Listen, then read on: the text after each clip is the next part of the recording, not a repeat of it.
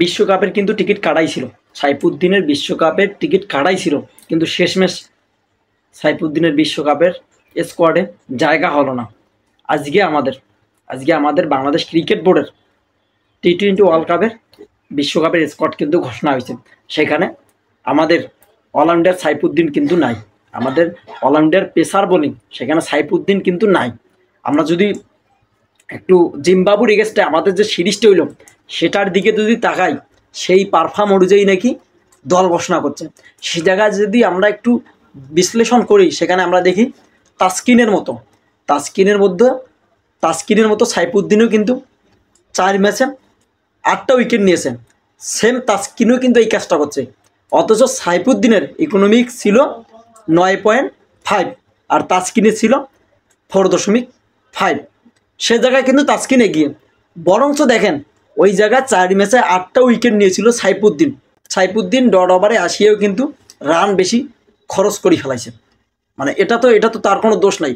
আমরা ফরচুন বরিশাল যেদিন ফাইনাল খেলেন কুমিল্লার এগেস্টে, সেখানে আমরা দেখছিলাম অ্যান্ডার রাসেলকে কি না চমক দেখাইছিল। শেষ ওভারে ম্যাচটা কিন্তু সাইফুদ্দিনে ঘুরিয়ে দিল। সাইফুদ্দিন বিপিএলে যথেষ্ট লেভেলের ভালো বোলিং করছে, তাকে নিয়ে সেই একটা আনন্দ হচ্ছে যে সাইফুদ্দিন কামব্যাক করছে দুর্দান্তভাবে। অথচ এই সাইফুদ্দিনকে একটা সিরিজে তাকে আপনারা বাদ দিলেন, সোহাগ গাজী লিপু কাকা কিন্তু তাকে বাদ দিয়ে দিয়েছেন এবং তার বোলিংয়ে হতাশ। তার রিপ্লেসমেন্টে তানজিদ তামিমকে কিন্তু সেখানে কিন্তু নিছে। অত্যন্ত এটা আমাদের জন্য হতাশ। আমরা এজ এ ক্রিকেট প্রেমী হিসেবে কিন্তু হতাশ। আমি ক্রিকেট টিম যেটা ঘোষণা করছে ওয়ার্ল্ড কাপের জন্য, যে টিমটি স্কোয়াডটা ঘোষণা করছে, আমি সেটাকে খারাপ বলতেছি না। অ্যাজ এ গুড টিম কিন্তু বাংলাদেশের ক্রিকেট টিমটা কিন্তু হয়ে গেছে। মাঝখান থেকে সাবার করতেছি আমরা, আরে গাজী কাকা কেন সাইফুদ্দিনটা স্কোয়াডে রাখলে কি খুব বড় ক্ষতি হইতো? এখন তো এটাই ট্রেন্ডিং পয়েন্ট চলতেছে সোশ্যাল মিডিয়ার সাংবাদিকদের, ক্রিকেট প্রেমীদের মধ্যে এটাই ট্রেন্ডিং পয়েন্ট যে সাইফুদ্দিন কেন বিশ্বকাপ স্কোয়াডে নাই। হ্যাঁ, এটা তো চলবে। আমারও প্রশ্ন, সাইফুদ্দিন কেন বিশ্বকাপ স্কোয়াডে নাই?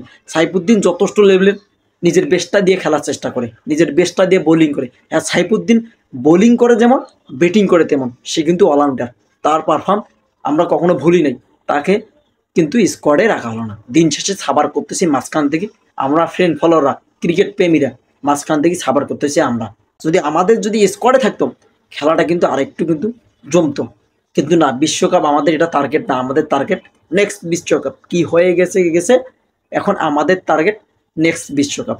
বাবু রে বাবু, মাঝখান থেকে সাবার করতেছি আমরা, বাবু রে বাবু। And thanks for watching.